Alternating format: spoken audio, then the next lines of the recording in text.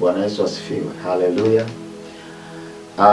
Niliahidi kwamba nitaanza kukusemesha vitu kadha wa kadha ambavyo vinaweza kukusaidia kuimarisha mahusiano yako na mpenzi wako, mchumba wako, mke wako.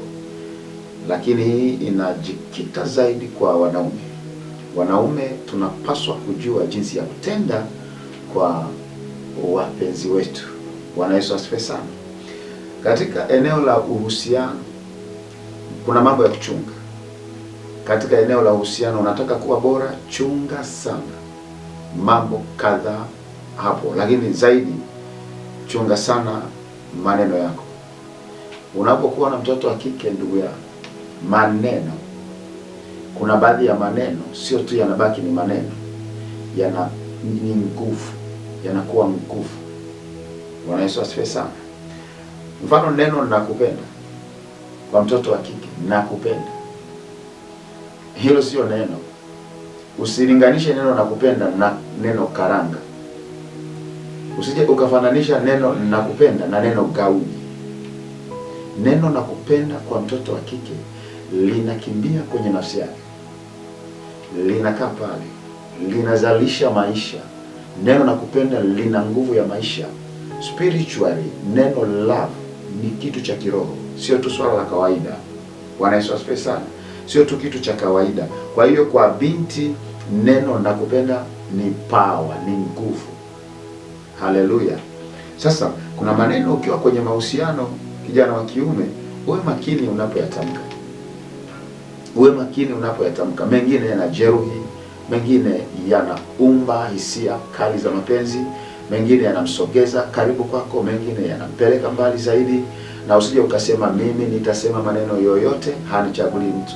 Ninakushauri kwa upendo, ndugu yangu, kama una maneno mazuri ya kusema kwa mtoto wa kike, akipatikana mtu anayeyasema mazuri, wameumbwa hivyo, masikio yao ya kihisia, masikio yao ya ndani yanasikia sana, yanaelewa zaidi. Maneno ni hatari sana, ni silaha hatari sana kwenye eneo la mahusiano.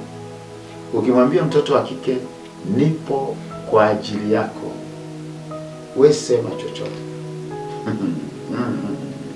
Nipo kwa ajili yako, we sema chochote. Mtoto wa kike unamwambia hilo neno, nipo kwa ajili yako, we sema chochote. Ni zaidi ya haya matamko, linamhakikishia ulinzi, usalama, nguvu isiyo kwa kawaida. Maneno kama mbona kama hauko sawa leo, kwa mtoto wa kike ni zaidi ya mbona kama hauko sawa leo. Kuna maneno kumwambia mtoto wa kiume, anaweza ukimwambia niko kwa ajili yako, wewe sema chochote. Mtoto wa kiume sana atasema tunataka gari, anataka hiki. Lakini mtoto wa kike sio tu atakwambia nataka hiki, atatafakari hayo maneno, nipo kwa ajili yako. Wewe sema chochote, sema chochote. Hakuna kitu kinaathiri mtoto wa kike kama maneno. Jifunze sana kutumia maneno.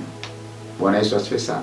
Maneno yasiyo ya kawaida kwenye mahusiano ni haya yafuatayo. Maneno ambayo sio ya kawaida, ukiyasema yanaenda na message sio kwa kawaida. Neno nakupenda ni la kwanza. La pili, naomba unisamehe. Naomba unisamehe. La tatu, asante. Asante. Asante sio neno la kawaida. Ni neno zito. Lakini kingine, usijali. Binti amepitia katika mambo ambayo anahisi akikwambia itakuwa hatari sana, na hata uhusiano unaweza kuvunjika, afu namwambia usijali. Usijali. Alisema nisijali. Inakaniambia nisijali. Atajadili hilo neno mpaka kesho. Lakini kuna maneno mengine ni kaneno kafupi kweli, lakini kana nguvu. Pole. Pole. Kuna mtu mmoja nilikuta binti analalamika hajaambiwa pole. Pole tu. Sasa fikiria jinsi ambavyo wewe kaka kusema pole ni ngumu.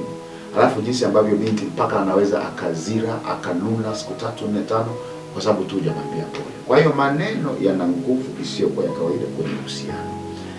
Be selective of words. Uwe mteua maneno ya kuzungumza kwa mwenzi wako. Yana nguvu, hayamwachi kawaida. Kila neno unalosema kwa mwenzi wako halimwachi kawaida. Linaachilia kitu fulani ndani yake, ama cha kumjenga ama cha kumbomoa.